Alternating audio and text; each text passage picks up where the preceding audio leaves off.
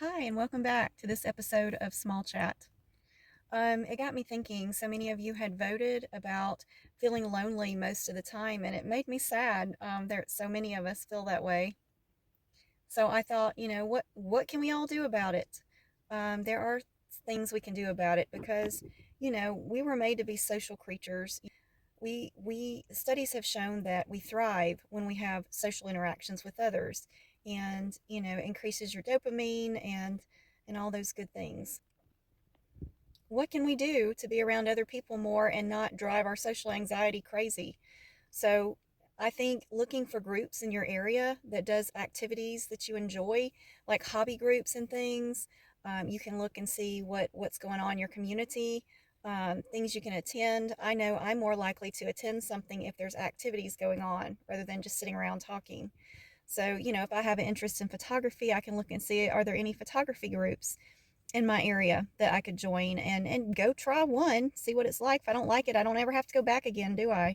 But it might be the best thing that ever happened to me. So, what are your interests? What are your hobbies? Find a group. Um, Also, look on Facebook. If you're on Facebook, you can look and see what groups there are that you could join. Autistic groups, people who have autism, people that can relate to you. My brother, he has Crohn's disease, and he's had it for since he was like 16. He's in his 40s.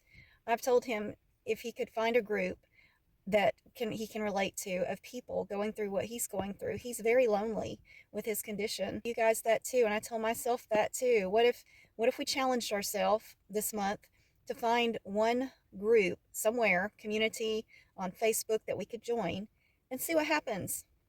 And I'm curious, just let me know. Let me know, what group are you interested in looking for? What are your hobbies? What would you enjoy doing? Um, if you live in a big city, there's more options. So comment down below. What kind of support group would you be more likely to join? Can you tell I have a background in degree in social work? I wanted to add another way that you could help out, or another way you could combat loneliness would be to volunteer. Now, I'm not currently volunteering anywhere, but there have been times in my life that I have volunteered, and it did make a huge difference. Like, if you can find something you're comfortable with, there are things like Meals on Wheels. If your area has that, so it really doesn't mean you have to spend a lot of time talking to people.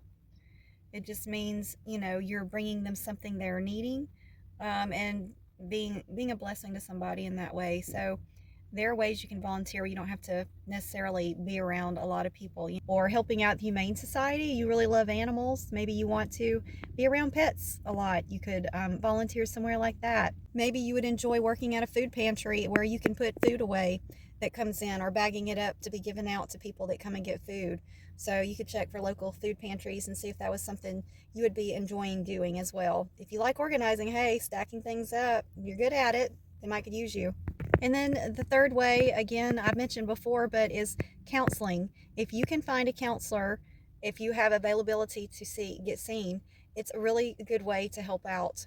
Um, to talk to them about, maybe if you're feeling lonely or whatever your issues are. There are some great counselors out there. Not everybody is a fit for us, but you can find someone who understands autism and your insurance covers it.